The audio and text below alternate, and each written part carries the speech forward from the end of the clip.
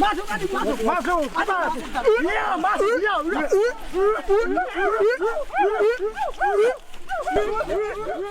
Kayu besi rawa sepanjang 17 meter ini disiapkan untuk membuat salib.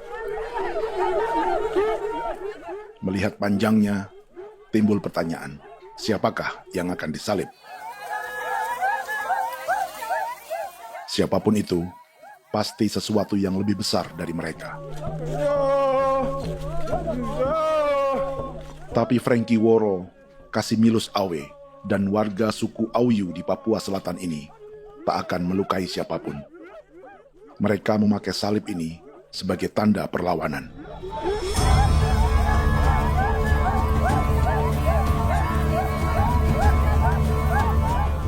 Yang mereka lawan memang lebih besar, yaitu pemerintah Republik Indonesia. Pemerintah sedang mengincar 2,5 juta hektar hutan orang Papua untuk proyek tanaman industri pangan dan energi.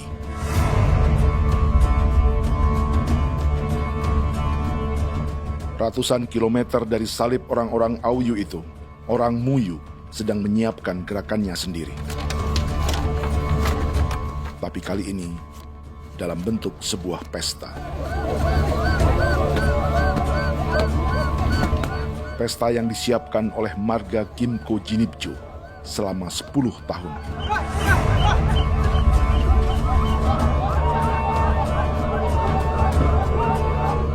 Sosok di marga ini adalah Willem Kimco, orang asli Papua yang tak punya kartu identitas kewarganegaraan manapun.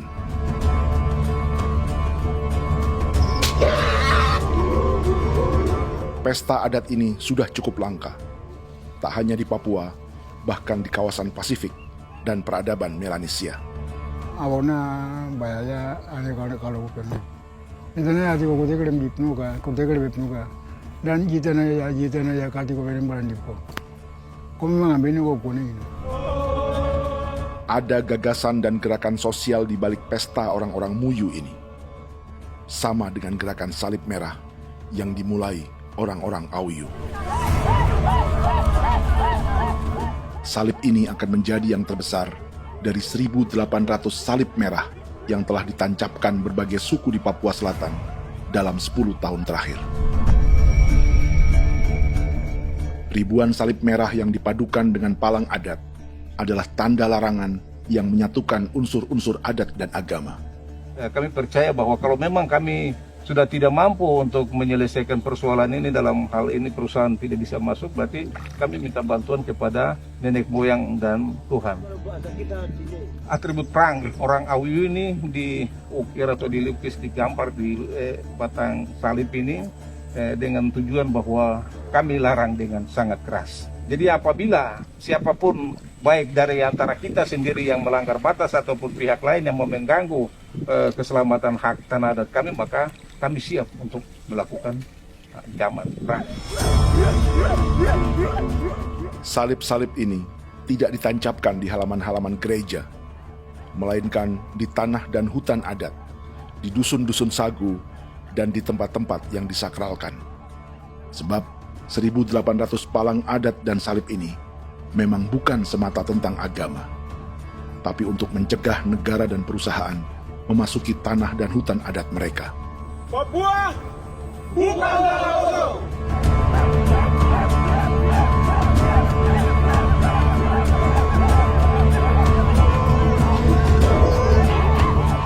Di zaman TikTok ini, kami ingin menceritakan semua ini lewat film yang pendek.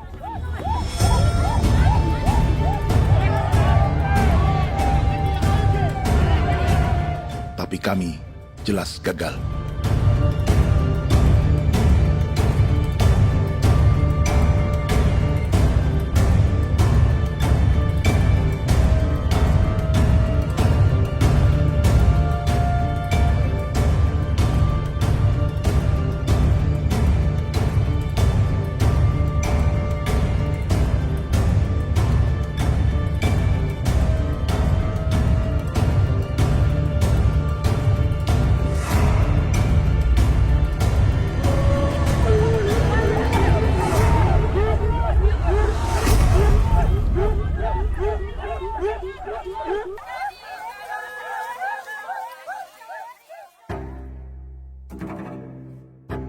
Di planet ini, ada 5 pemilik hutan hujan tropis terluas yang tersisa. Kongo di Afrika, Brazil, Peru, Bolivia, dan Indonesia.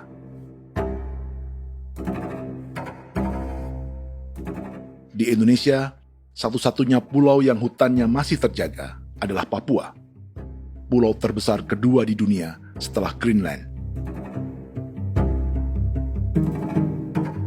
Lewat sejarah kolonialisme yang panjang, pulau ini kini dikuasai 2 negara. Bagian barat oleh Indonesia yang juga dikenal sebagai West Papua, dan bagian timur menjadi Papua Nugini. Dan tepat di perbatasan ini, di bagian Indonesia, sedang terjadi proyek pemusnahan hutan terbesar di dunia.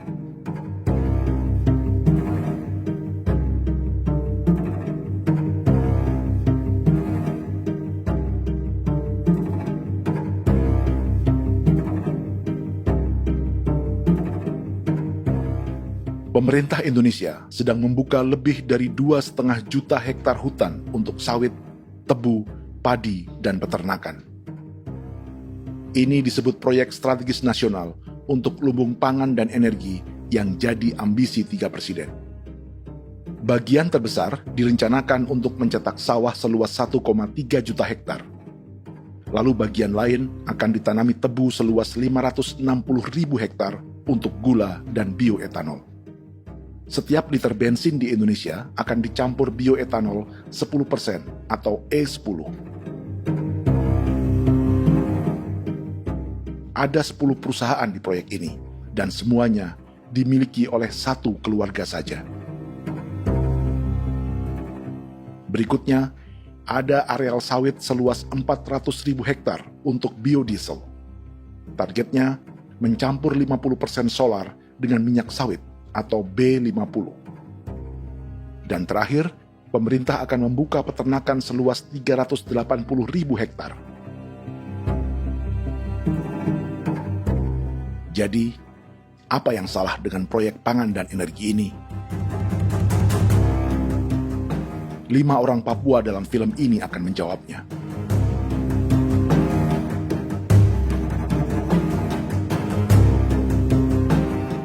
Yang pertama adalah Yasinta Moiwen dari suku Marin.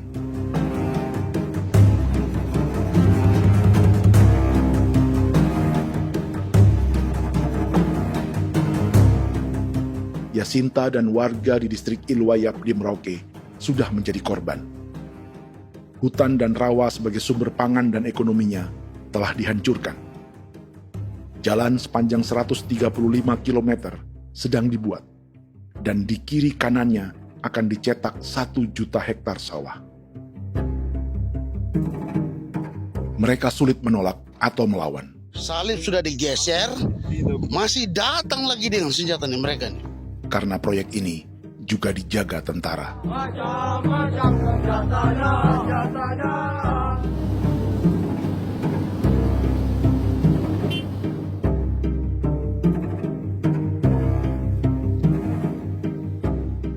Yang kedua adalah Natalis Buer di distrik Tanah Miring, Merauke. Petani milenial ini merasa ditelantarkan. Sebab setelah hutannya diubah menjadi sawah, sebagian sawah-sawah ini tak tergarap. Orang asli Papua seperti Natalis tak punya modal untuk benih, pupuk, perawatan, hingga ongkos panen.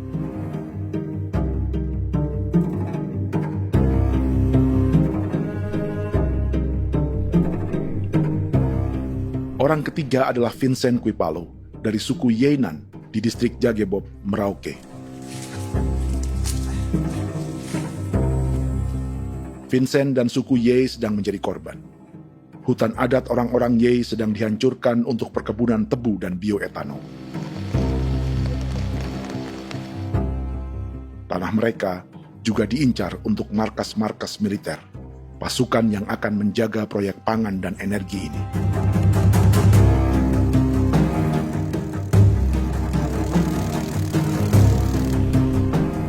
Yang keempat adalah Frankie Woro dari suku Auyu di distrik Fofi, Kabupaten Bovendigul.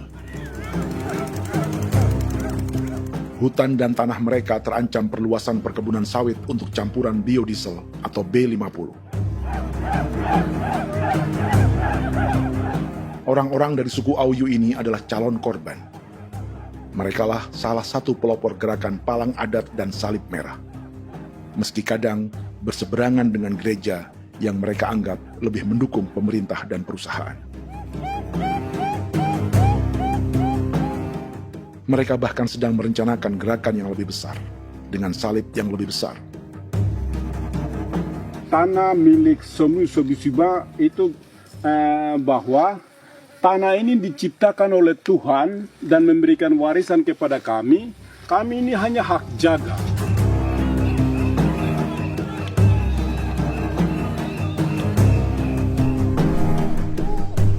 Sosok kelima adalah Willem Kimco dari suku Muyu di Bovendigul. Tokoh adat dari Muyu ini hidup di garis belakang proyek negara, sehingga belum menjadi korban. Tapi mereka sedang bersiap menghadapi segala kemungkinan. Tinggal di belantara dan perbatasan membuat sebagian mereka tak punya status kewarganegaraan. Tapi mereka telah hidup jauh sebelum ada Indonesia atau Papua Nugini.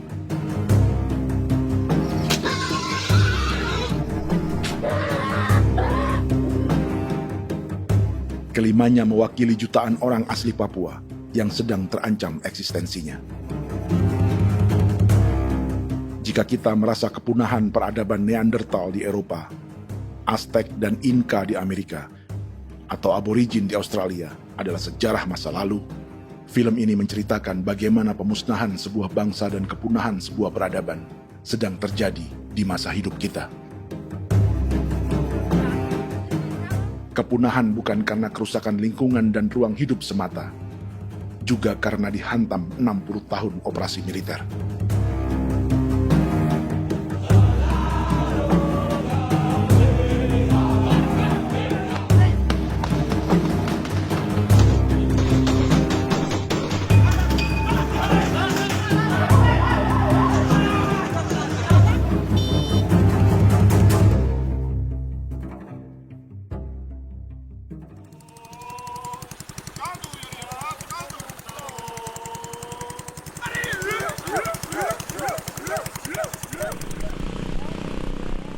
Frankie Woro dan orang-orang Auyu sedang berburu. Tapi lokasi perburuan mereka mulai dikuasai perusahaan perkebunan sawit.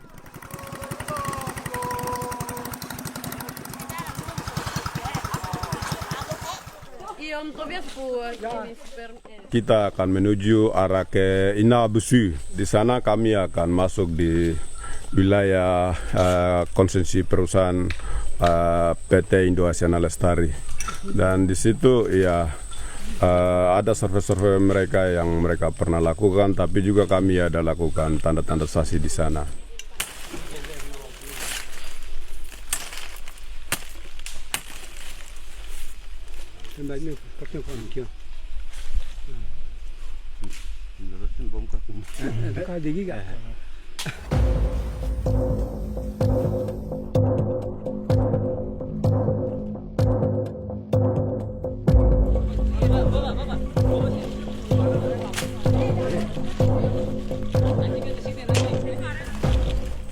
Dapat dengan yang induknya, tapi karena induknya dia lari dan terlambat kerja, akhirnya yang bisa kita dapat dia punya anak ini saja.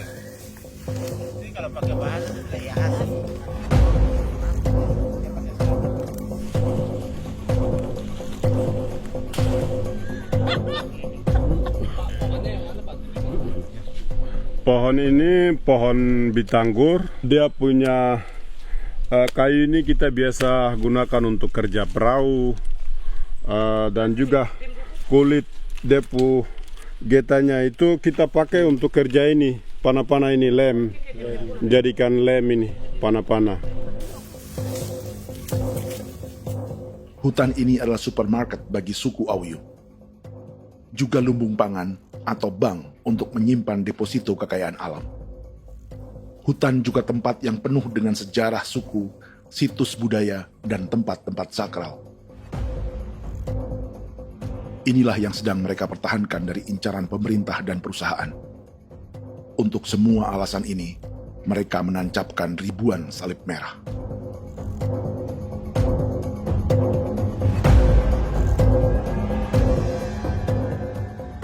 Tapi dari kampung, warga suku Auyu memberi kabar pada Frankie tentang intimidasi oleh aparat negara agar mereka melepas tanah ke perusahaan sawit dan berhenti memasang palang adat dan salib merah.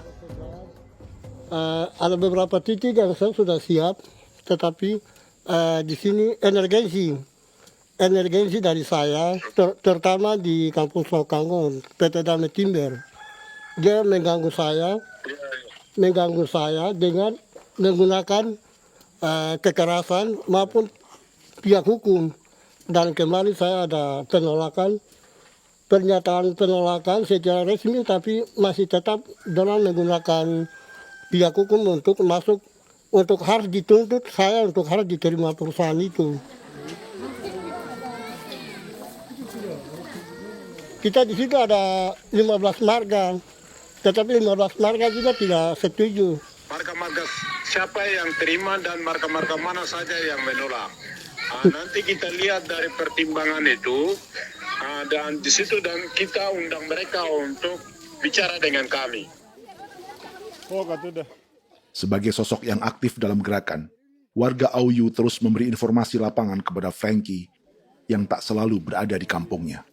Izin pernyataan yang mereka paksa saya untuk tanda tangan itu, tapi sementara saya tidak tanda tangan. Data semua ada di tangan saya.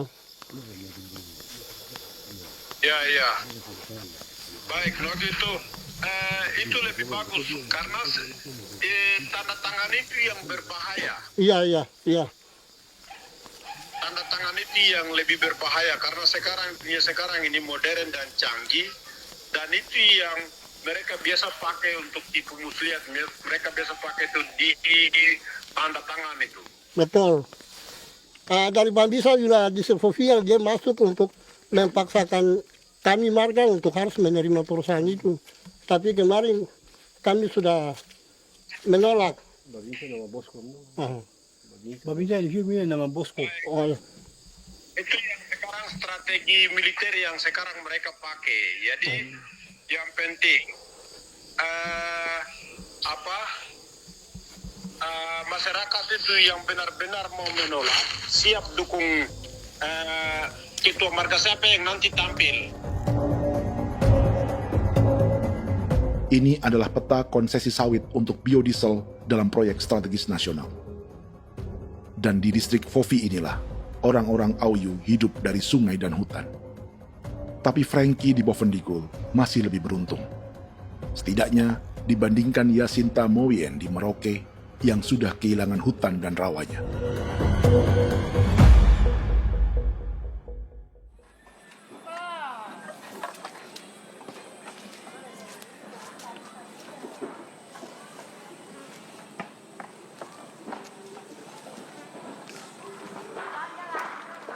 Yasinta dari suku Marin adalah petani sayur di Kampung Wanam, distrik Ilwayap, Merauke. Memanfaatkan lahan yang ada, ia berkebun dan menjual hasilnya ke pasar kampung. Ini ekonomi warga di Wanam untuk menghasilkan uang, lalu memberi barang kebutuhan yang tak bisa mereka produksi sendiri.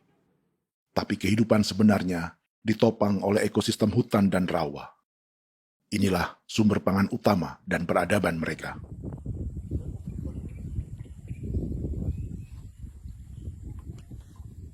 Namun ketenangan ini diusik ketika tiba-tiba pada Mei 2024, di Pelabuhan Wanam datang ratusan alat berat untuk proyek pangan dan energi pemerintah.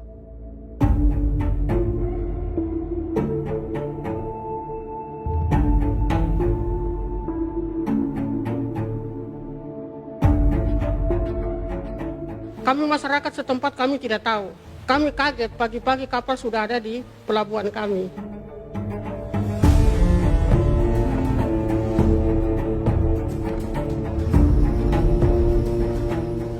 Yasinta Moiwen atau Enrika Gebze dan warga lainnya tak pernah diajak bicara atau dimintai pendapat. Seakan-akan Papua adalah tanah kosong. Kita suka kaget yang dong bawa turun alat berat dong bawa turun, kita kaget masyarakat. Dorang subongkar itu kayu-kayu.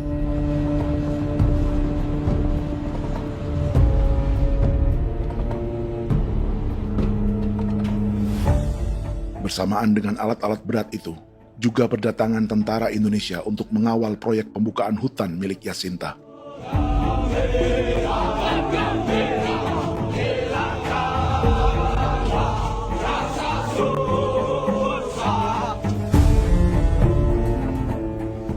Ribu alat berat didatangkan dari Cina ke Papua oleh perusahaan bernama John Lin Group sebagai kontraktor pemerintah. Ini disebut sebagai pesanan eskavator terbesar di dunia dengan nilai 4 triliun rupiah. Misinya membuka hutan dan rawa milik orang Marin, salah satunya untuk membangun jalan sepanjang 135 km. Sementara di kiri kanannya akan dicetak sawah yang ditargetkan seluas 1,3 juta hektar. Jalan berupa garis lurus ini bukan rute tradisional ekonomi masyarakat. Jalan ini akan menghubungkan kawasan perkebunan sawit dan tebu di sebelah timur, juga untuk mobilisasi pasukan militer. John Lin Group adalah perusahaan yang dimiliki Andi Samsudin Arsyad atau yang dikenal dengan Haji Isam. Sebagian orang mengenalnya sebagai pengusaha yang hobi balapan mobil.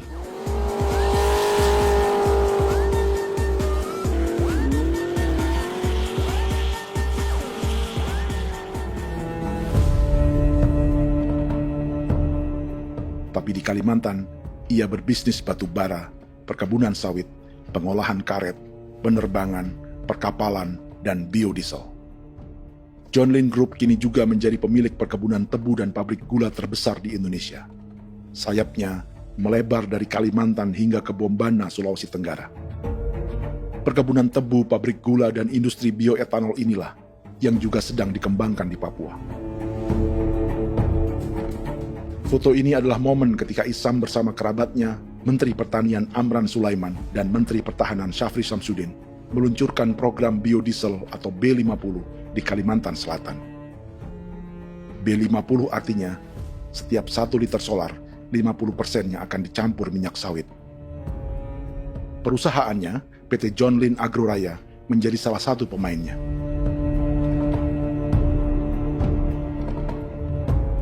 Sepanjang tahun 2025, saham PT John Lin Agroraya pernah naik hingga 700%.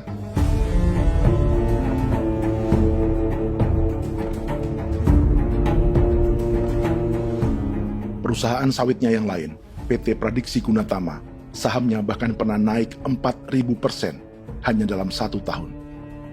Dari harga saham ini saja, nilai kekayaan keluarga Isam diperkirakan mencapai 100 triliun rupiah lebih, menjadikannya salah satu keluarga terkaya di Indonesia dan salah satu pemain penting industri bioenergi. Dan di Papua Selatan inilah sebagian sawit-sawit untuk mendukung program B50 akan ditanam. Inilah tanah orang-orang Wambon, Muyu, Marin, Yei, atau Auyu seperti Frankie Ward.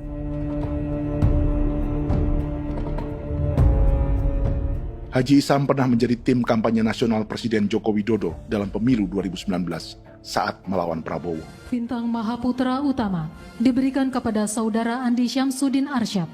Beliau berjasa luar biasa dalam mendorong pertumbuhan ekonomi daerah maupun nasional. Setelah menjadi presiden, Prabowo memberi gelar kehormatan Bintang Mahaputra Utama pada Isam.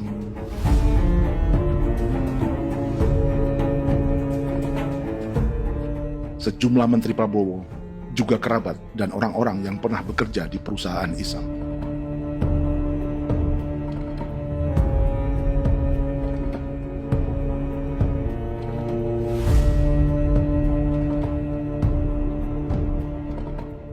Lawan sebesar inilah yang sedang dihadapi Jacinta di kampung Wanam, Merauke.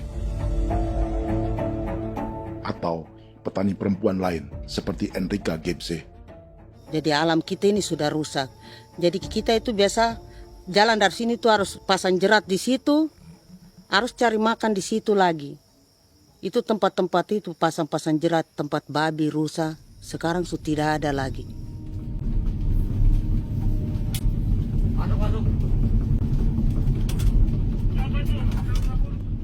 Rekaman ini memberi gambaran bagaimana Kasuari kehilangan rumah di bekas hutan dan rawa yang telah dibabat.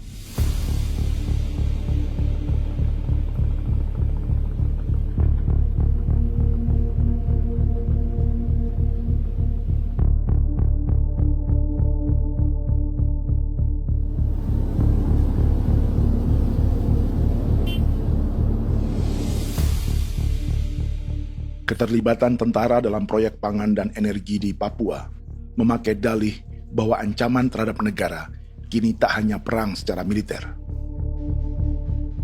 tapi juga melalui pangan dan energi. Kementerian Pertahanan pun terlibat karena proyek ini dianggap operasi militer selain perang.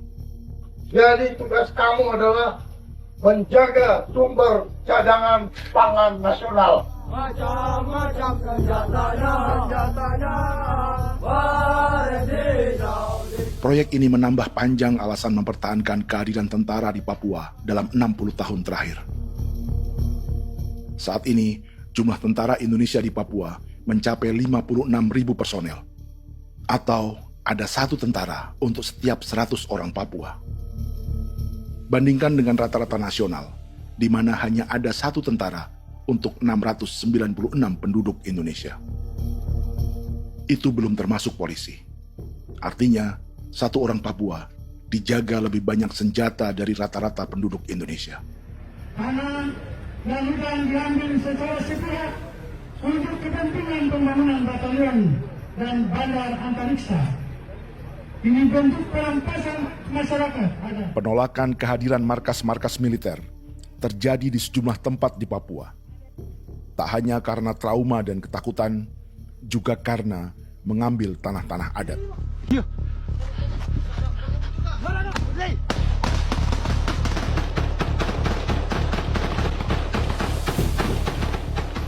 Salah satu alasan mengapa militer terus ditambah di Papua, karena masih ada perlawanan dari Organisasi Papua Merdeka atau OPM selama 50 tahun terakhir.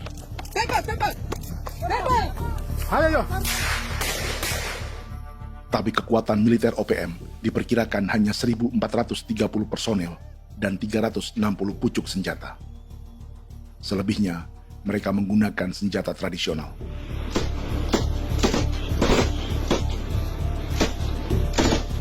Dengan demikian, kekuatan tentara dan polisi di Papua 58 kali lebih besar dari gerilyawan Organisasi Papua Merdeka.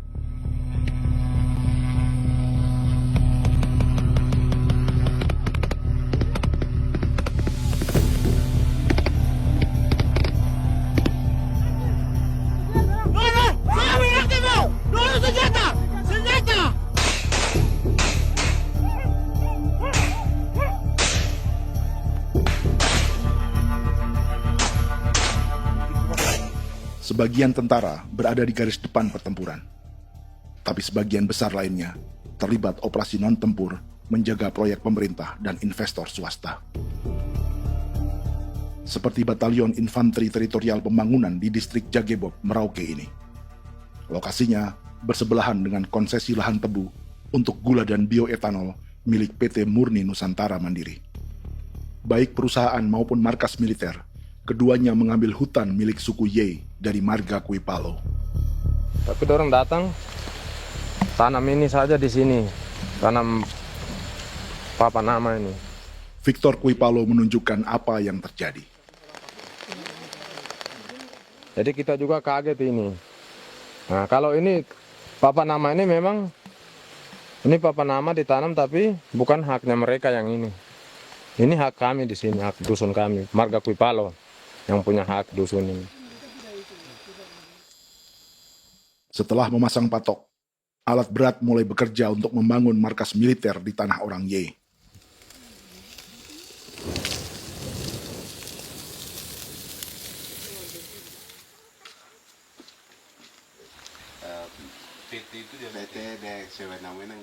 Kehadiran markas militer mengkhawatirkan warga yang pernah mengalami trauma. Takut kenapa? Kalau macam yang awal macam sekarang bu kampung hidup ini kan aman. Terus kenapa harus didirikan korem di sini? Bukankah dengan adanya Korem semakin aman ada tentara di sini? Kalau untuk kampung kayaknya tidak bisa aman kalau ada tentara, paling masyarakat dipukul itu ini. Kalau kampung hidup begini malah saya sejahtera dan saya punya masyarakat. Apa pernah ada pengalaman buruk sebelumnya dengan tentara di daerah sini? Ada yang cerita waktu pos-pos di sini tuh di 13, 12 itu zaman katanya Patimura. Memang kasihan.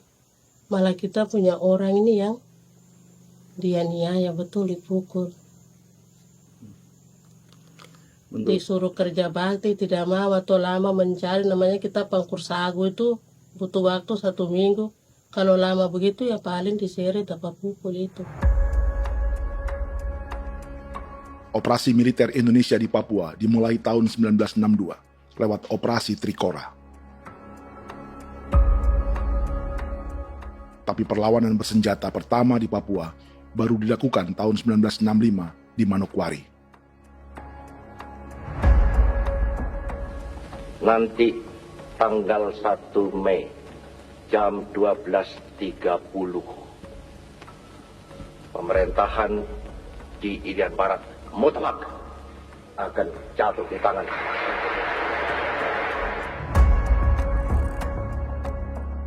Sejak itu, selama 60 tahun, operasi militer untuk menaklukkan Papua terus dilakukan. Salah satu operasi militer paling berdarah adalah Operasi Wibawa untuk memenangkan Indonesia dalam jajak pendapat tahun 1969. 643 orang tewas di Paniai.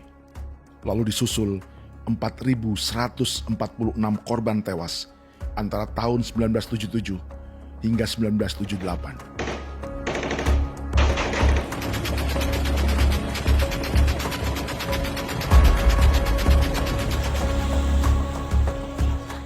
Operasi militer ini menimbulkan gelombang pengungsian hingga kini. Dewan Gereja Papua mencatat 103.000 orang menjadi pengungsi pada tahun 2025 dan nyaris tak diberitakan media-media Jakarta.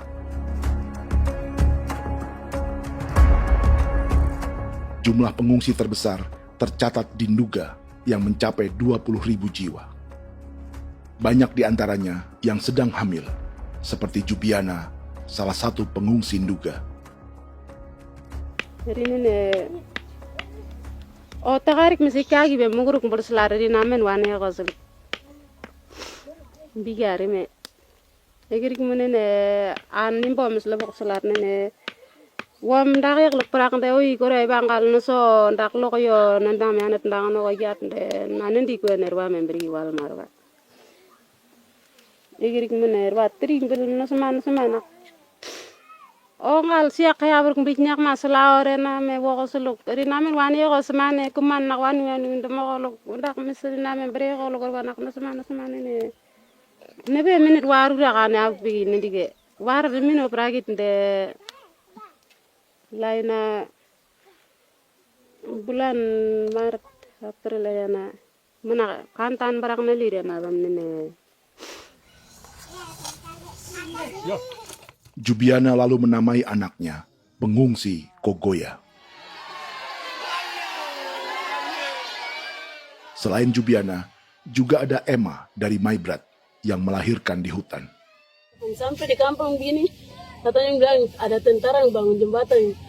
Ya, capek itu juga pun masih tahan. Kembali lagi ke hutan lagi. Itu sampai saya jatuh di tengah jalan. Orang sampai terbanting di kayu semuanya. Berasa sakit begitu. Melengkapnya tuh Domika Serli, pengungsi Wako. Masyarakat sipil dari kampung Aitrem sementara mengungsi karena kampungnya sementara dikuasai oleh TNI Polri. Seratusan ribu pengungsi di Papua saat ini jauh melampaui jumlah yang mengungsi ke Papua Nugini tahun 1984, yaitu 10.000 orang karena menghindari operasi militer.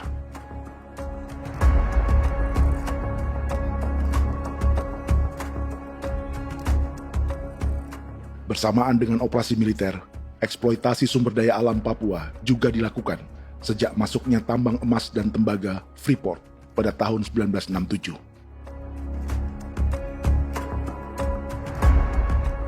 Disusul perkebunan sawit awal tahun 1980-an. Lalu ada perburuan buaya untuk diambil kulitnya.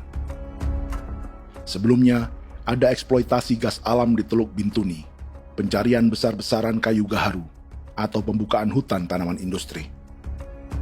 Ini belum termasuk perburuan dan perdagangan ikan arwana di selatan Papua, penebangan kayu merbau dari hutan-hutan Jayapura, emas di Blok Wabu Intan Jaya, bahkan nikel di pulau-pulau kecil Raja Ampat. Dan kini, dalam skala yang belum pernah terjadi dalam sejarah, Papua dipaksa mencetak sawah, tebu untuk bioetanol, dan sawit untuk biodiesel.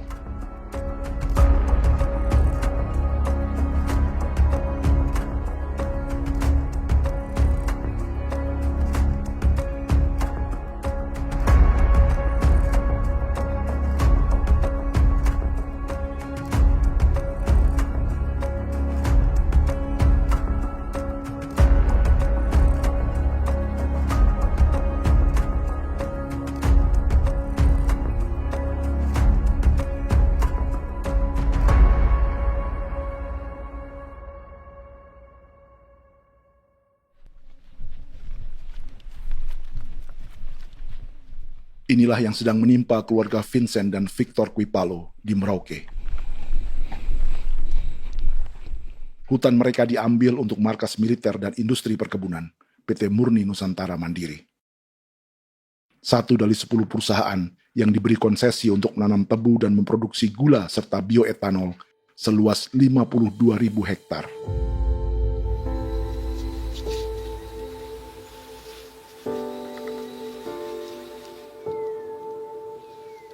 Perusahaan ini dianggap mengambil hutan dan tanah orang-orang Ye, terutama marga Kuipalo, yang memiliki hak adat terhadap 2.300 hektar hutan.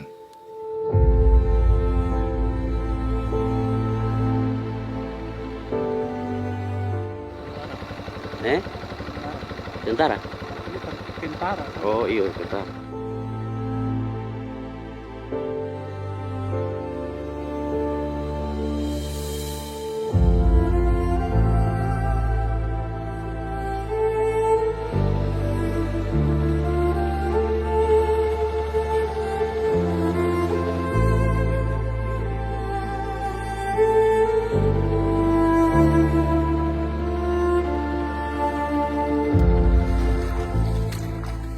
Keluarga Kuipalo sedang melihat apakah perusahaan semakin mengancam tanah mereka. Dan kekhawatiran itu terbukti. Iya, makanya tadi saya bilang ini dari sini saja dekat ini sudah masuk di dalam ujung lapang ini. Ini hutan, yang ini hutan yang dorong ada bongkar sekarang ini.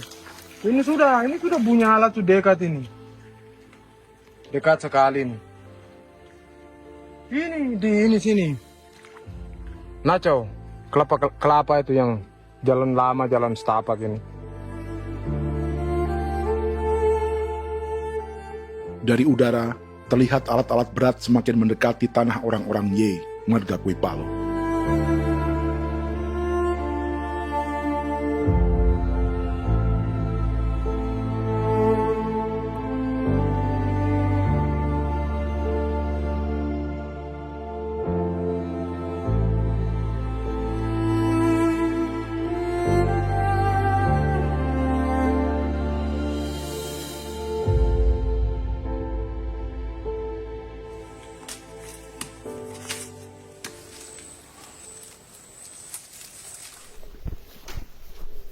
Keesokan harinya, Victor dan kerabatnya memberi tanda cat merah di pohon-pohon yang berada di batas tanah mereka.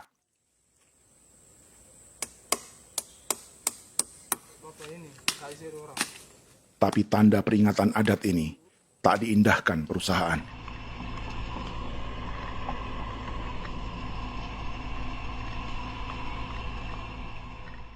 Dua bulan kemudian, perusahaan tetap memasuki tanah marga Kuipalo. Sama-sama. Kami manusia, kau lihat. Tapi tidak sudah sakit hati sekali saya katakan. Ini sama baikin kalau pikiran berubah lagi. Kami juga punya tangan, hanya beda rambut. Mister itu juga. Wah, buka. Tidak.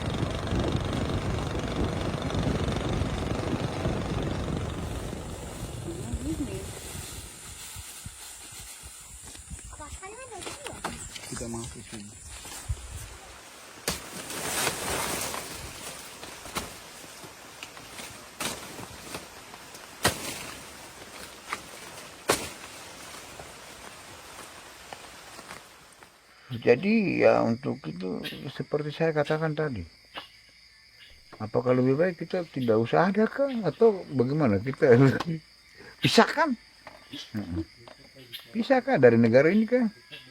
Jangankan tuh, saya kemarin bicara sama Daniel, datang sama saya dengan persoalan Kodam ini. Saya bilang, Pak Daniel, kalau lebih baik saya ngungsi ke Papua Nugini.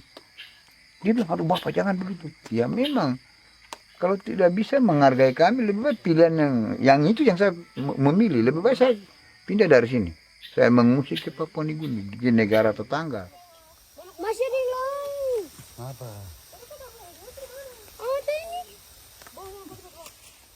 Tapi saya bilang sama Kapolsek, Pak, Agustus ini, 17 Agustus saya tidak kasih naik bendera merah putih. Saya bendera ada, nanti saya taruh di meja. Bendera saya ada. Karena saya punya pikiran percuma kita ini merasa bahwa kita hidup di bawah naungan merah putih. Ternyata merah putih tidak lindungi kami. Tidak anggap kami sebagai kami rakyatnya. Dia lambang negara. Dan kami menghargai lambang negara itu. Ternyata lambang negara ini, kita bernaung di bawah lambang negara ini, kita tidak dilindungi. Hak kita tidak dihargai.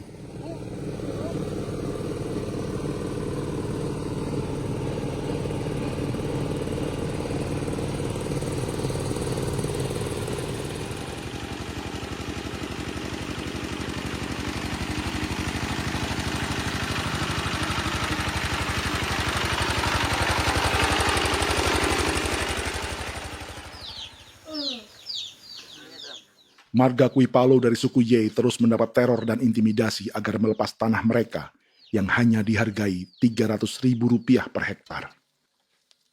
Tapi mereka tidak berjualan tanah.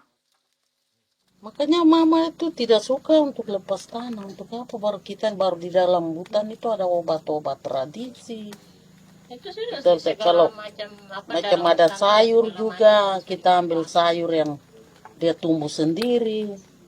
Jadi kita ini mau kemana, kalau itu sudah digusur, ya habis. Kita ini jadi penonton. Jangan sampai kita ini duduk minta di jalan. Jadi kita tidak mau seperti itu. Makanya tanah itu kita tidak melepas. Tapi mungkin orang lain tuh dia senang saja. Lebih baik saya pegang uang merah dulu. Saya bisa beli-beli itu ini. Nanti datang uang sudah habis, gembel, mau cari kemana lagi, hutan sudah habis, mau makan ikan di mana, kali sudah hancur. Seperti Yasinta di Wanam, suara dan gerakan kaum perempuan Papua sangat nyaring dan tak bisa diabaikan.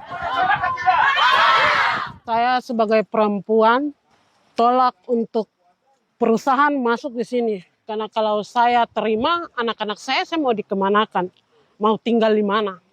Apapun yang terjadi saya tetap tolak. Demi tanah ini saya akan berjuang, demi saya punya anak-anak. Yang katanya mengutamakan anak Papua, nyatanya yang kerja kebanyakan ya orang-orang Jawa. Saya sendiri orang Jawa, tapi bukan mau bicara yang tidak-tidak. Memang kenyataannya seperti orang-orang Papua itu diterbelakangkan, kurang diutamakan, gitu.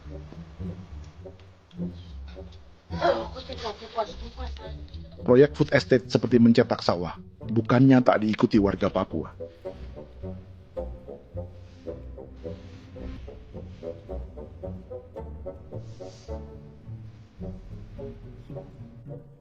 Salah satunya Natalis Buer di distrik Tanah Miring, Merauke.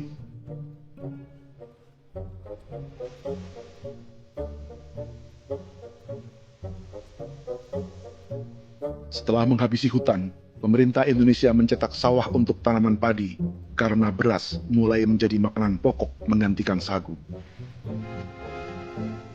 Sebagian besar penggarapnya adalah warga transmigran yang datang sejak era 1980-an. Bahkan petani transmigran sudah ada sejak Belanda membuka proyek padi kumbe di distrik Kurik. lokasi yang sering jadi langganan pejabat Indonesia memamerkan sawah di Papua. Tapi Natalis juga ingin belajar menanam padi atau bersawah. Namun ia kesulitan karena dibutuhkan modal untuk benih, pupuk, hingga pemeliharaan dan panen. Lalu sawah-sawah ini pun mulai dikuasai pendatang.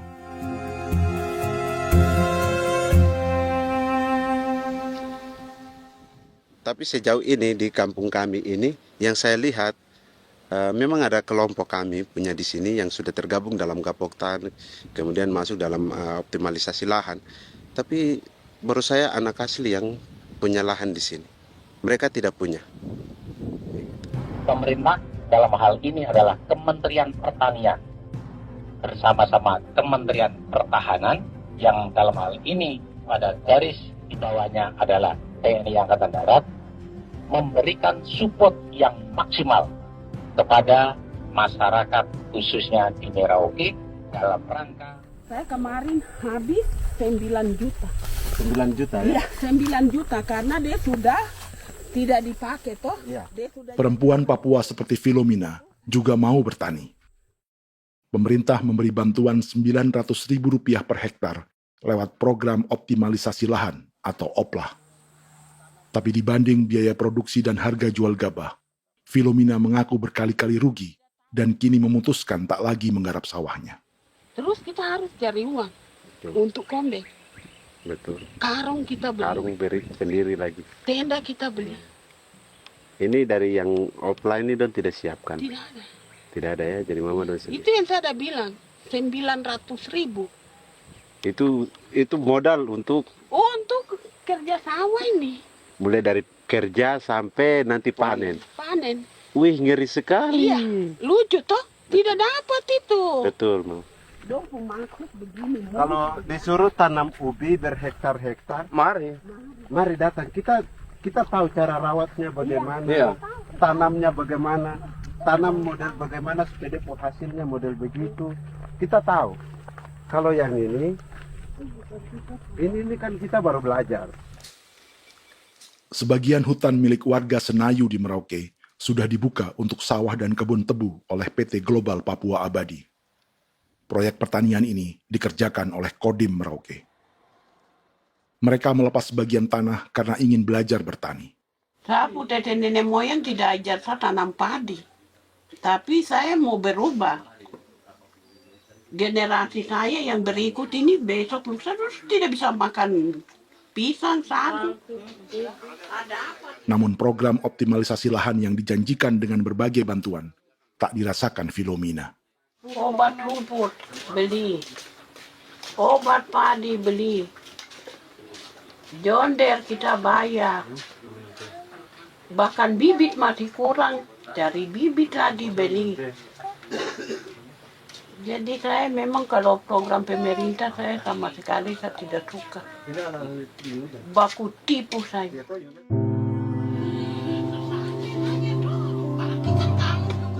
Mereka merasa ditinggalkan sendiri, jatuh bangun belajar bertani padi. Sementara sumber pangan dan air yang semula mudah didapat, kini telah berganti sawah dan kebun tebu. Dulu kita masih bisa jalan, nanti masak di kali, pakai air kali. Minum pakai air kali. Sekarang, kok mau masak? Tidak ada air, Air sudah susu, mau minum tidak bisa. Sudah dengan obat. Drone semprot tebu itu saja drone. Drone yang semprot. Saya lihat di itu. Jadi kita bukan drone yang terbang di atas untuk disemprot. Dong lempar pupuk di bawah ya dia mengalir ke kali. Mengalir ke kali, ke rawa-rawa.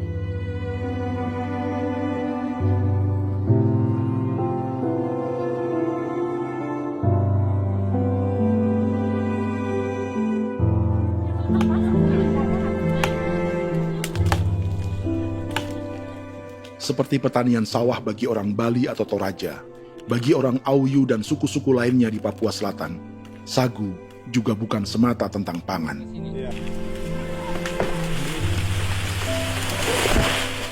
Bagi orang Auyu dan Marin, sagu adalah kerabat, sosok orang tua, sosok nenek moyang yang harus dijaga dan dilindungi.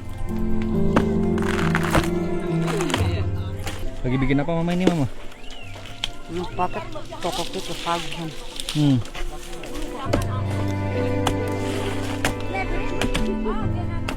Kami diingatkan oleh leluhur, sagu itu tidak boleh digusur dan tidak boleh diganggu dengan cara apapun, dan di dalam rangka kepentingan apapun tidak boleh. Kamu harus bela, bahkan sampai nyawa pun harus menjadi taruhan demi membela keselamatan pergerakan sagu di atas tanah ini.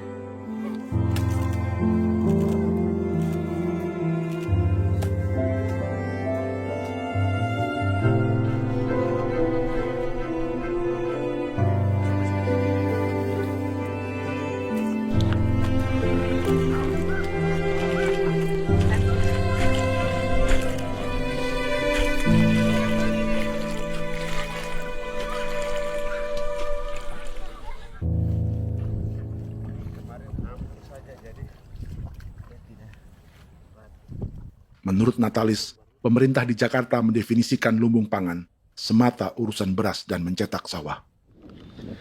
Sebenarnya orang Papua itu bukan tidak bisa bertani. Kami tanam ubi itu bagian dari pertanian.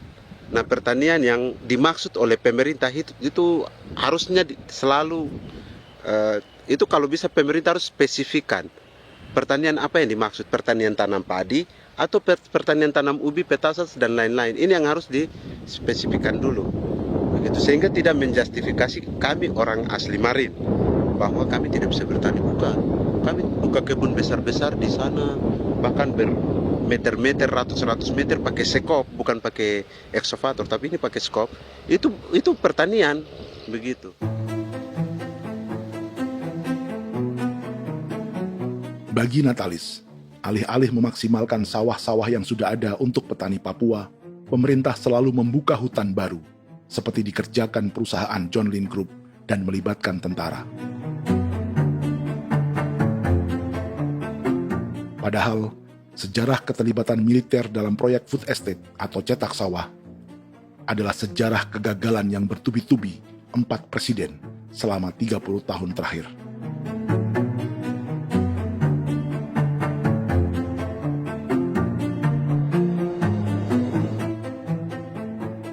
Papua bukan yang pertama menjadi proyek lumbung pangan yang melibatkan tentara. Kalimantan telah menjadi korban 30 tahun sebelumnya.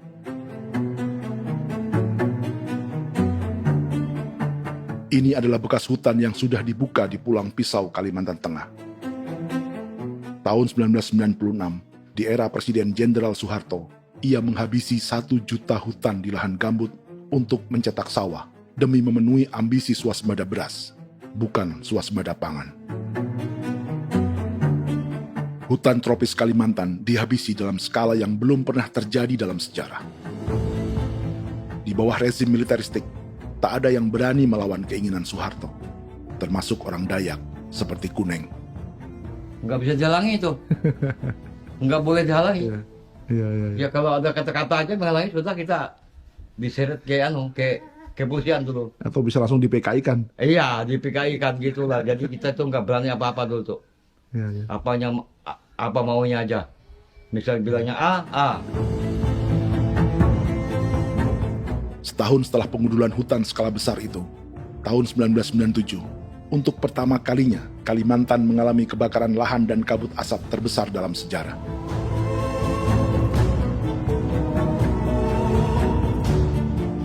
Sebagai ilustrasi, ini kondisi kabut asap tahun 2015.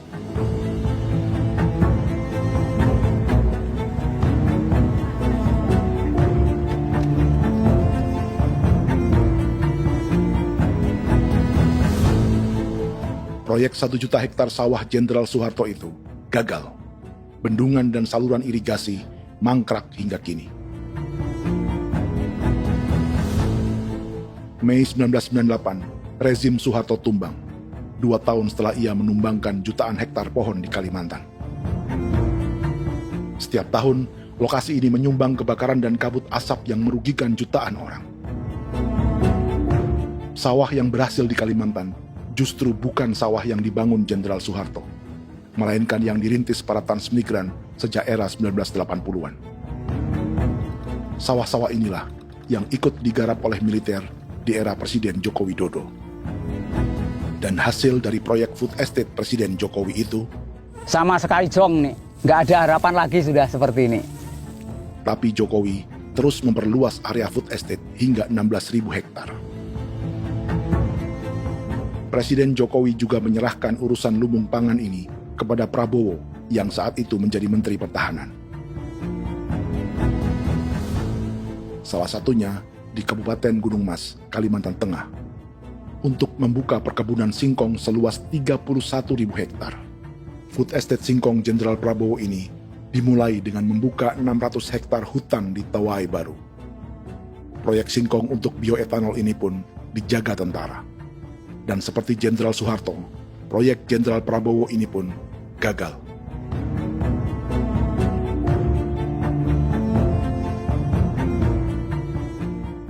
Dengan reputasi ini, Joko Widodo dan Prabowo justru sedang membuka 2,5 juta hektar di Papua.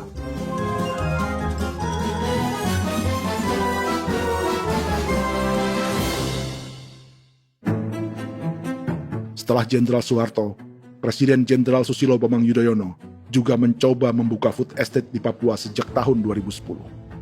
Namanya Merauke Integrated Food and Energy Estate atau MIFE. Proyek ini juga gagal. Lalu di lokasi yang sama, Jokowi berusaha meneruskan dengan proyek mencetak sawah 1,2 juta hektar yang juga gagal. Sekarang yang paling siap adalah 1,2 hektar. Yang 1,2 juta hektar. Dan kini, Prabowo yang pernah gagal dengan 600 hektar singkong di Kalimantan justru akan mengulangi di Papua dengan skala 2,5 juta hektar. Di daerah Papua pun harus ditanam kelapa sawit supaya bisa menghasilkan juga BBM dari kelapa sawit. Dalam setiap proyek pangan dan energi di Papua, yang lebih menonjol bukan tanaman pangannya, melainkan untuk energi atau bahan bakarnya. Sawit untuk biodiesel dan tebu untuk industri bioetanol. Ada 10 perusahaan yang diberi konsesi hingga 0,5 juta hektar untuk tebu. Dan 10 perusahaan itu dimiliki oleh satu keluarga saja.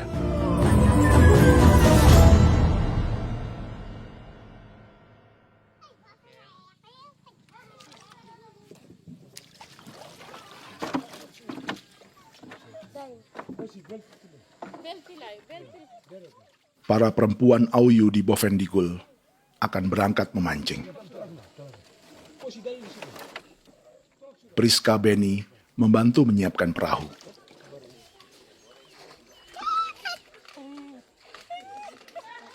Mereka akan mengumpulkan bahan pangan di hutan untuk persiapan acara penancapan salib merah berikutnya.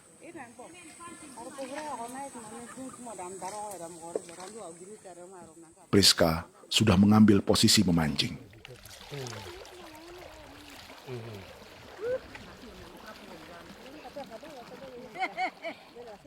1.800 salib merah telah dipasang di wilayah adat berbagai suku di Papua Selatan untuk menghalau perusahaan sawit dan tebu.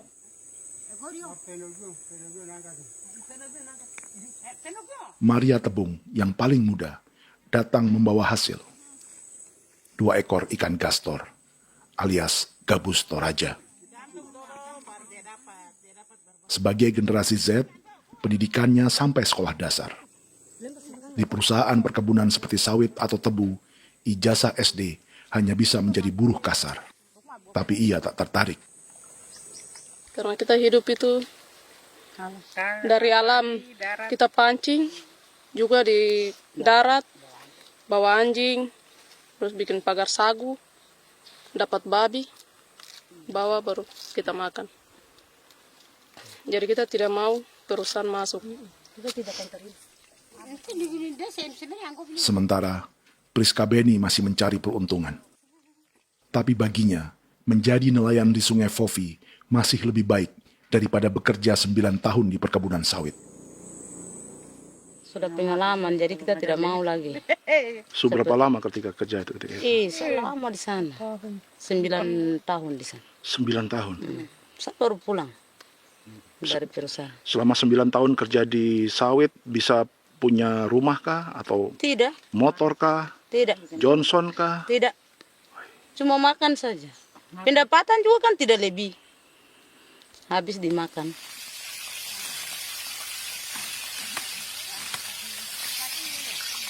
Satu minggu libur berapa hari? Tidak libur. Minggu tetap kerja? Tetap kerja. Tidak bisa ke gereja? Hari Minggu kerja. Jadi Dia tidak mengenal agama perusahaan itu. di grup perusahaan sawit Korindo, Priska digaji 2 juta rupiah per bulan dan tinggal di mes karyawan. Tapi gaji itu dipotong bahan makanan atau BAMA rata-rata 1 juta rupiah setiap bulan. Korindo adalah grup perusahaan yang salah satu usahanya adalah hutan tanaman industri dan sawit di Bovendigul dan Merauke. Di Papua, mereka memakai bendera PT Tunas Sarwa Ema.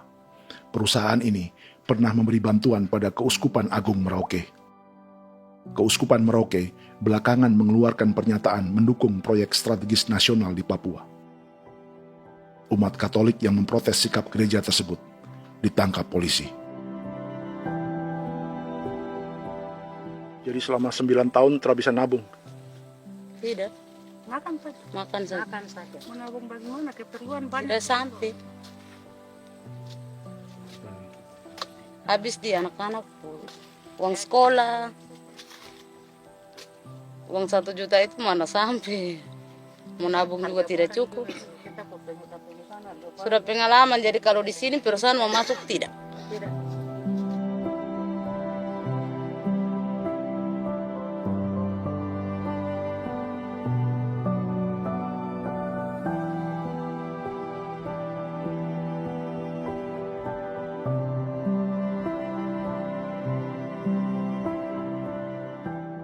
Dan menu makan siang seperti ini agaknya sulit bagi buruh sawit atau tebu yang digaji 2 juta rupiah per bulan.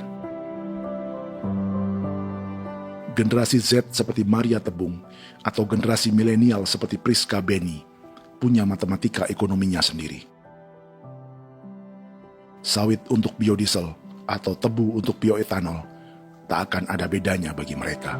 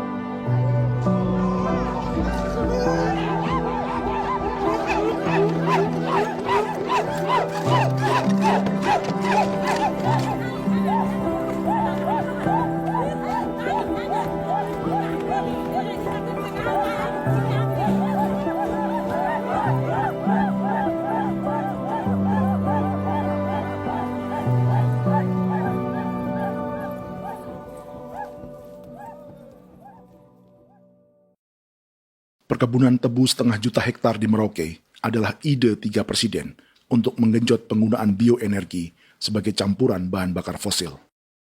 Selain swasembada pangan, swasembada energi di daerah Papua pun harus ditanam kelapa sawit supaya bisa menghasilkan juga BBM dari kelapa sawit. Juga tebu menghasilkan etanol. Singkong, kasava juga untuk menghasilkan etanol. Bioetanol adalah bahan bakar nabati atau tumbuhan yang dapat dicampur dengan bensin. Sama dengan program biodiesel yang mencampur solar dengan minyak sawit. Pertamina saat ini sudah menjual BBM bioetanol dengan campuran 5% yang dipasarkan dengan merek Pertamax Green 95. Tapi pemerintah ingin menaikkan kadarnya menjadi 10% atau E10. Maka ke depan kita akan mendorong untuk ada E10. Kemarin malam sudah kami rapat dengan Bapak Presiden. Bapak Presiden sudah menyetujui untuk direncanakan mandatori 10% etanol. Idenya untuk mengurangi ketergantungan pada bahan bakar fosil yang diimpor dan menimbulkan polusi.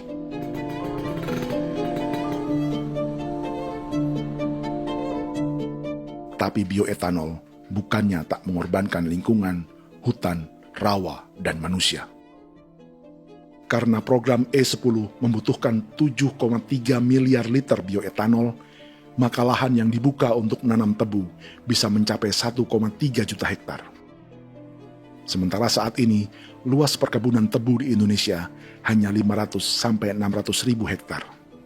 Artinya, butuh lahan baru hingga 800 ribu hektar untuk menanam tebu. Dan 500 ribu hektar diantaranya sedang dibuka di Papua. Hutan yang tadinya untuk menumbuhkan pangan berubah jadi tanaman untuk bahan bakar di jalanan. Kecepatan pulihnya hutan beradu dengan jumlah dan kecepatan kendaraan di jalanan.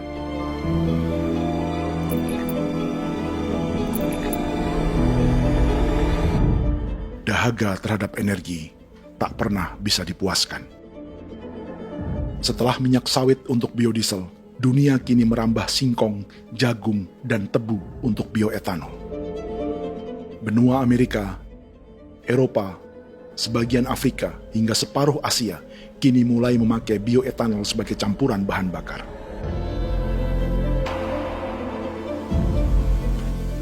Selain perebutan lahan, masa depan dunia juga dibayangi semakin mahalnya harga pangan karena persaingan antara perut manusia dengan tangki kendaraan. Ini adalah lokasi perkebunan tebu dan bioetanol PT Murni Nusantara Mandiri yang mengancam tanah Vincent Quipalo dan orang-orang Ye di Merauke. Beberapa kilometer di selatan adalah PT Global Papua Abadi yang mengancam tanah orang-orang Muyu dan Marin. Dua perusahaan ini adalah bagian dari 10 perusahaan yang mendapat konsesi lahan untuk tebu dan bioetanol di Merauke. Batas konsesi mereka bahkan sama dengan batas negara Indonesia dengan Papua Nugini. Salah satu ciri bahwa peta konsesi ini dibuat di Jakarta dari atas meja. Sama seperti kolonial Inggris dan Belanda ketika mereka membagi pulau Papua dengan garis lurus pada abad 19. Seakan Papua adalah tanah kosong.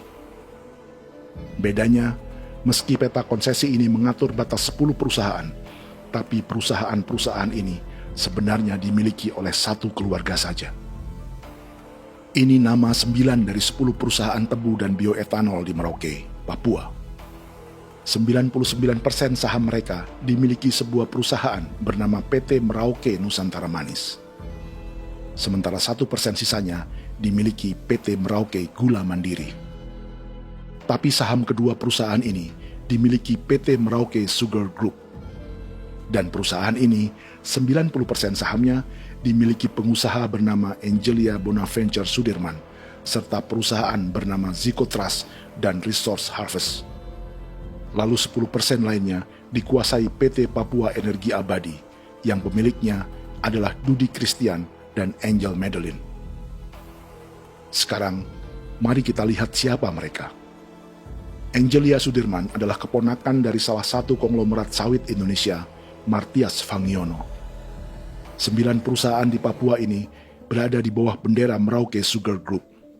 Dan Merauke Sugar Group hanya satu dari 7 grup perusahaan milik keluarga Fangiono.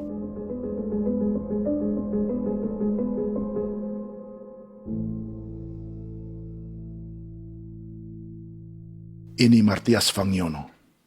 Seperti Haji Isam, Martias selama ini dikenal sebagai pengusaha sawit yang kini merambah bisnis tebu dan bioetanol. Ini momen saat penanaman perdana tebu di Merauke bersama Presiden Joko Widodo Juli 2024. Di sini juga ada anak Martias Fangiono, yaitu Wirastuti Fangiono. Wirastuti adalah salah satu yang menonjol dari keluarga Fangiono. Tahun 2025, Forbes mencatatnya sebagai konglomerat termuda dengan kekayaan 23 triliun rupiah yang mengendalikan 2 grup usaha, FAP Agri dan Surya Dumai Industri. Keduanya adalah perusahaan sawit dan biodiesel.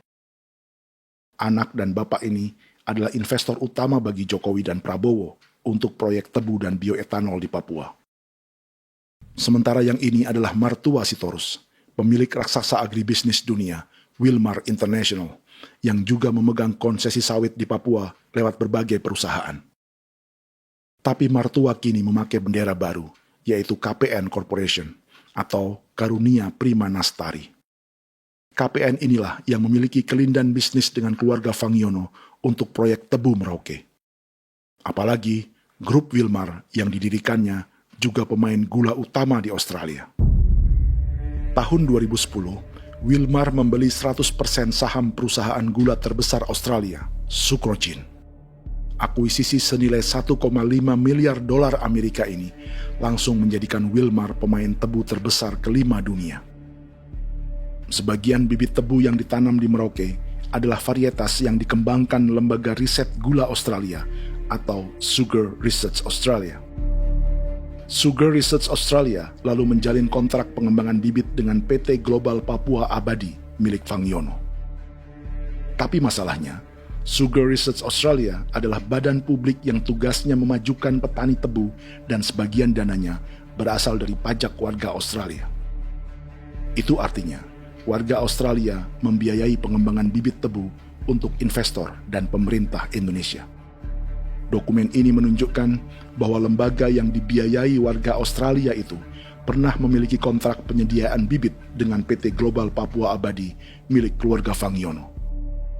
Kontrak itu baru berakhir pada November 2024. Artinya, saat Presiden Jokowi dan keluarga Fangiono menanam bibit tebu pada Juli 2024 ini, kontrak itu masih berlaku.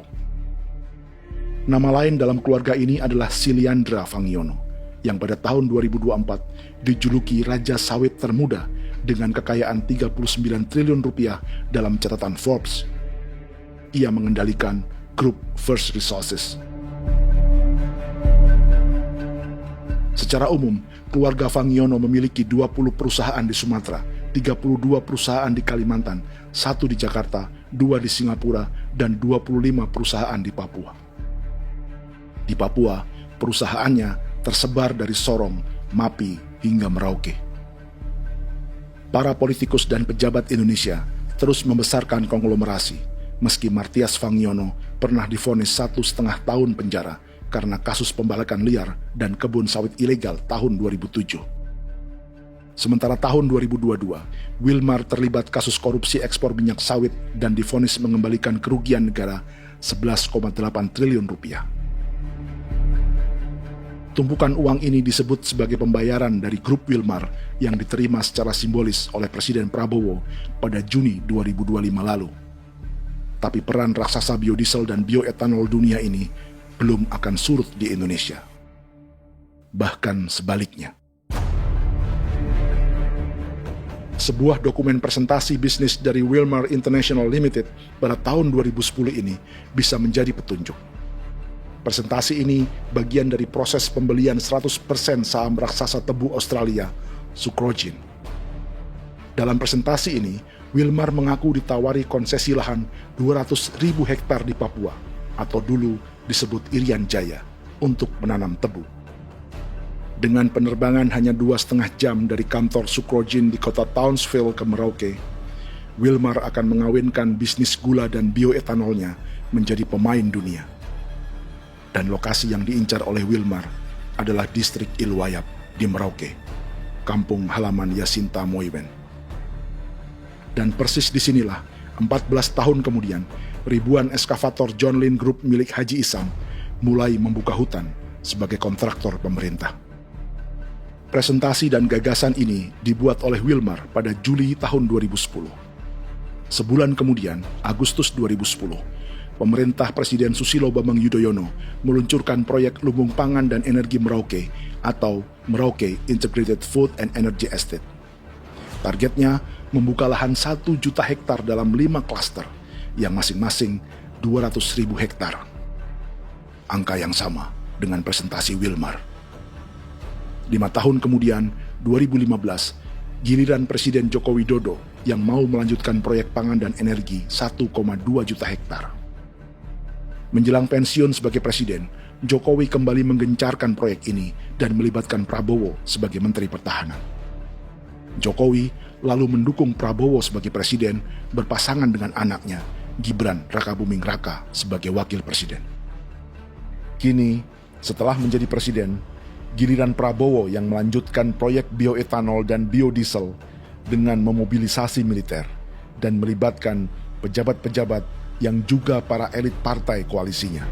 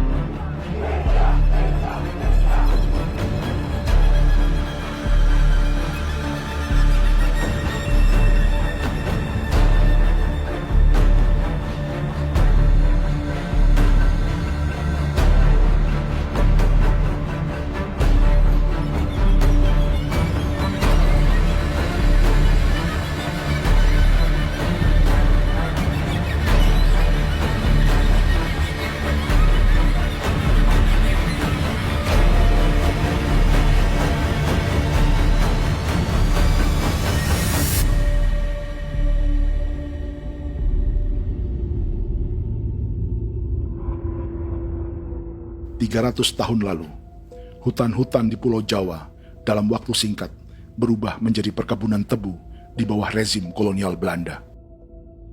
Orang Jawa menjadi buruh dan petaninya dipaksa menanam tebu. Dari kolonialisme dan politik tanam paksa itu, Belanda memperkaya negara dan para investornya. Tak puas membuka hutan untuk perkebunan di Jawa dan Sumatera, kolonial Belanda menanam tebu hingga di Suriname dan mengerahkan ribuan orang Jawa sebagai buruh pada tahun 1890. Inggris yang sudah menguasai negara seluas India dan Papua Nugini pun masih menanam tebu jauh di tengah Samudra Pasifik, di tanah orang-orang Fiji. Lalu memindahkan puluhan ribu orang India menjadi buruh di sana. 200 tahun sebelumnya, ratusan ribu orang Afrika bahkan diperbudak untuk bekerja di perkebunan-perkebunan tebu Spanyol dari selatan Eropa hingga Karibia, Kuba, atau Jamaika. Jika dulu tebu menjadi gula atau emas putih, kini cerita kolonialisme tebu berlanjut di Papua untuk bahan bakar nabati atau bioetanol. Dan seperti semua cerita tentang kolonialisme, akan ada yang berpesta dan ada yang membayar. Dalam setiap cerita pesta kolonialisme, baik di Jawa, Karibia, atau di Papua, selalu melibatkan para elit lokal, dari pejabat, perwira, hingga agamawan. Tapi dalam setiap kolonialisme, juga selalu ada cerita tentang mereka yang mempertahankan diri dan melawan.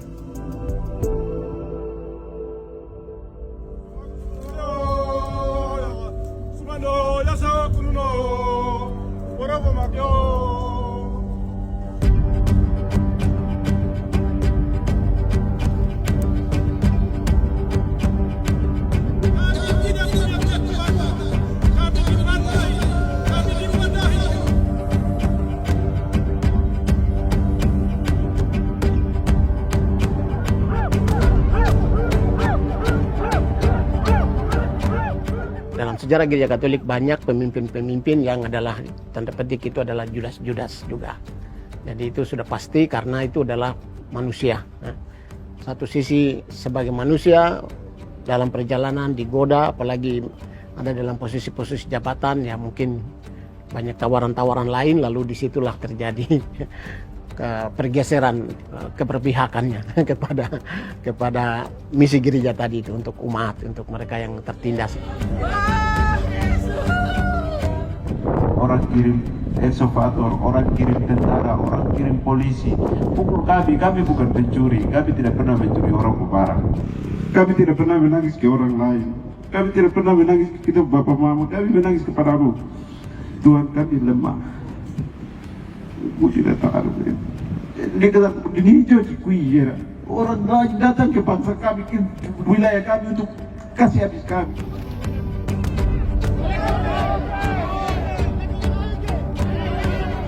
Kimam Dehi, Ya Kimam Dehi, Bono Ya Hadikul Dehi, Bono Ya Hadikul Dehi.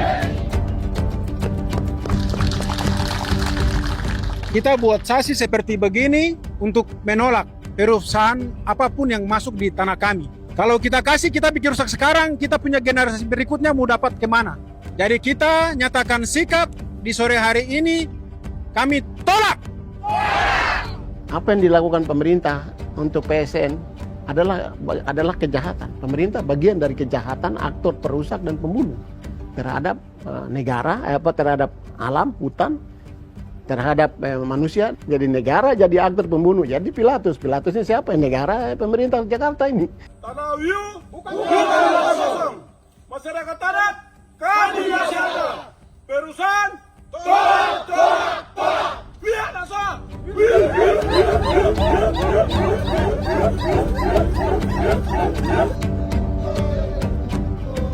Jika tanah adat dan hutan adat hilang, kami mau hidup di mana? Maka di sini saya mau bilang, negara jangan tipu-tipu kami lagi.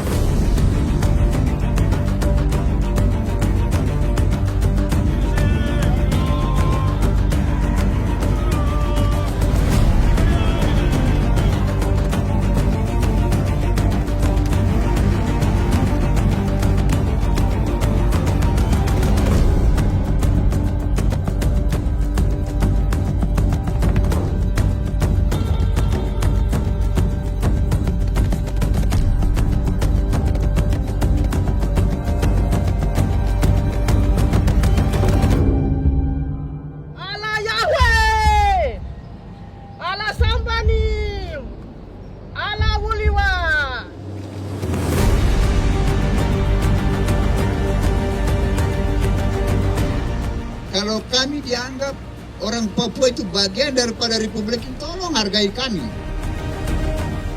Dengan adanya PSN, PT John Lindrop yang sudah menerobos tanah kami dan hutan kami, merusak alam kami.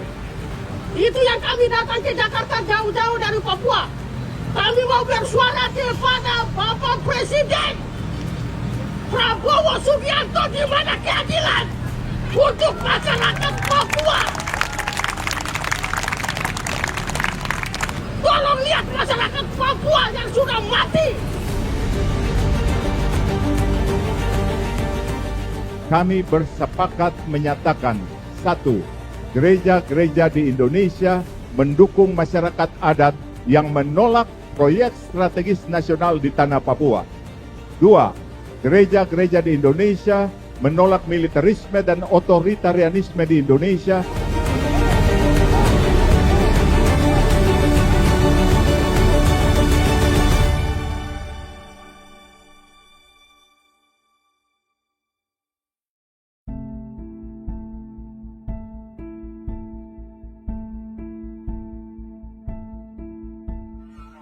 Kita sering merasa banyak hal buruk sudah jadi cerita sejarah.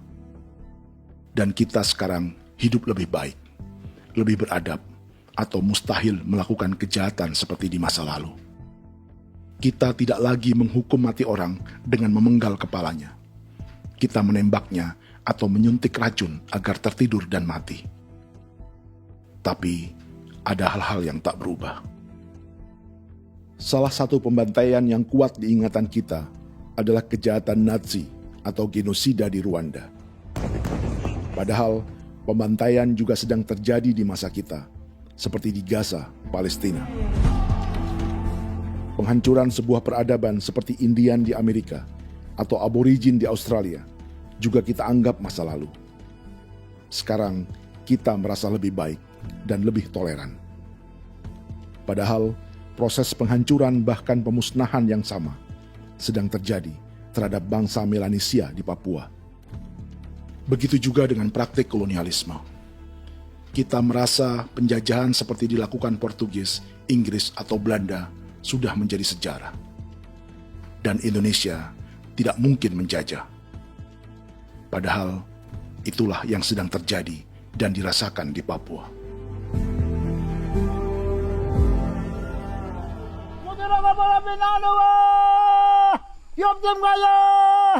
Kautang Maya, Upaka Maya, anak dia mana namanya? Jalannya sejarah ini disadari Willem Kimco di pedalaman Bovendigol, Papua. Hidup terpencil dan tak tersentuh urusan negara bukan berarti selalu aman.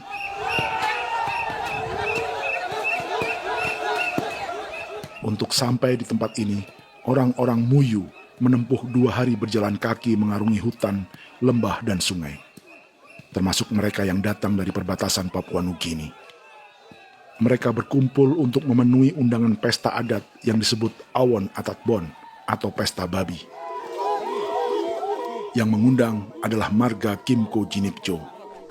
Yang dituakan di marga ini adalah Willem Kimco.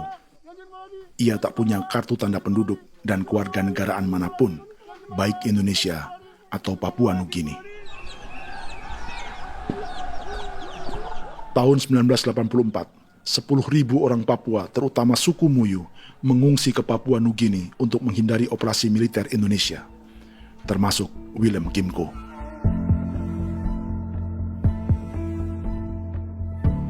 Apa yang membuat pesta adat ini istimewa? Apa bedanya dengan acara serupa yang dihadiri pejabat, tokoh agama, LSM, atau yang direkam oleh kru televisi dan konten kreator? 13, 14, 15, 18. Pertama, untuk membuat pesta babi, orang Muyu perlu persiapan selama 10 tahun. Sebab, babi-babi yang akan jadi bagian dari pesta ini tak boleh dibeli, alias harus dipelihara sendiri. Babi-babi ini bukan bantuan pejabat pemerintah, gereja, atau LSM.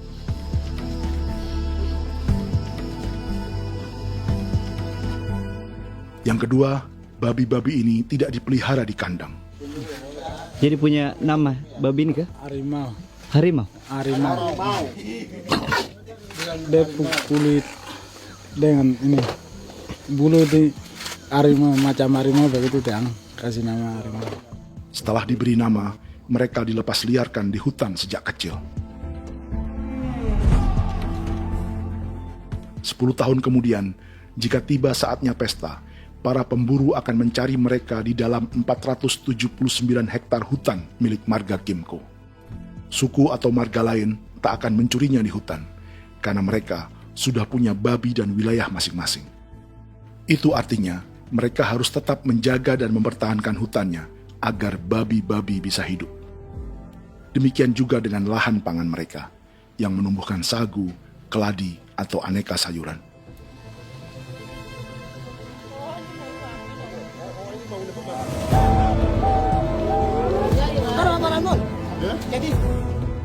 Yang ketiga, dalam Awon Atatbon atau pesta babi, binatang ini tidak dimakan secara gratis. Setiap marga atau klan dalam suku Muyu akan membayar jerih payah tuan rumah menjaga hutan dan memelihara babi.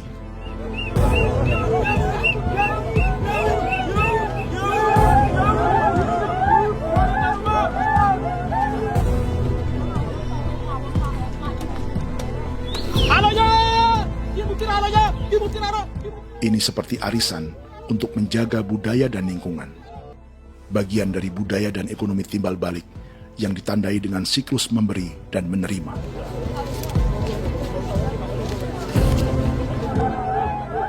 Ini juga cara orang Muyu membangun dan memperluas aliansi.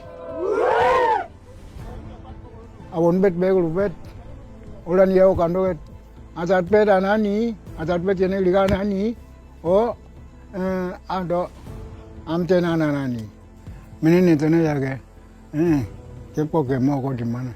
Kepo kemo mayat nih. Kep tetek mau yang gol, kep kanin bet wini kep tore wen, nih wen nih tanah ya kadek nih. Oke, kepo nanti kutu apa mau kepo kep pasar kutu orang nih. Kon keneman gini wani wani. Koko kati bolon ya beng. Koko kuning bolon ya. Jika Willem Kimco dan marganya bisa menjaga hutan dan wilayahnya, marga lain ikut diuntungkan sebagai sebuah ekosistem. Demikian juga sebaliknya. Alasan keempat, mengapa pesta babi ini memiliki tempat khusus dalam peradaban orang Muyu, karena Willem Kimco khawatir peradaban mereka akan punah, menyusul ancaman terhadap ekosistem dan hutan. setiap marga atau klan harus mengkonsolidasi diri dan membangun aliansi.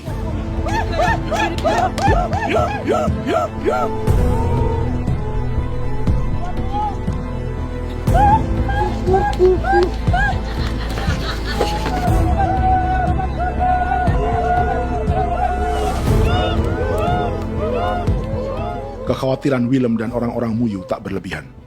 Ruang hidup mereka bersinggungan dengan proyek bioetanol dan biodiesel pemerintah Indonesia.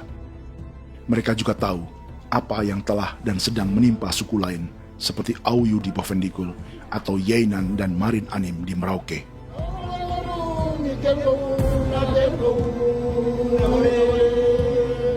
Jika suku-suku lain menggunakan palang adat dan salib merah sebagai gerakan perlawanan, orang-orang Muyu memakai pesta babi untuk mempersiapkan diri dan konsolidasi.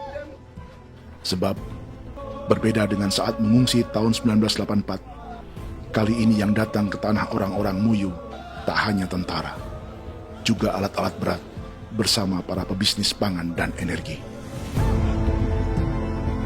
Mau ke Palu, mau datang.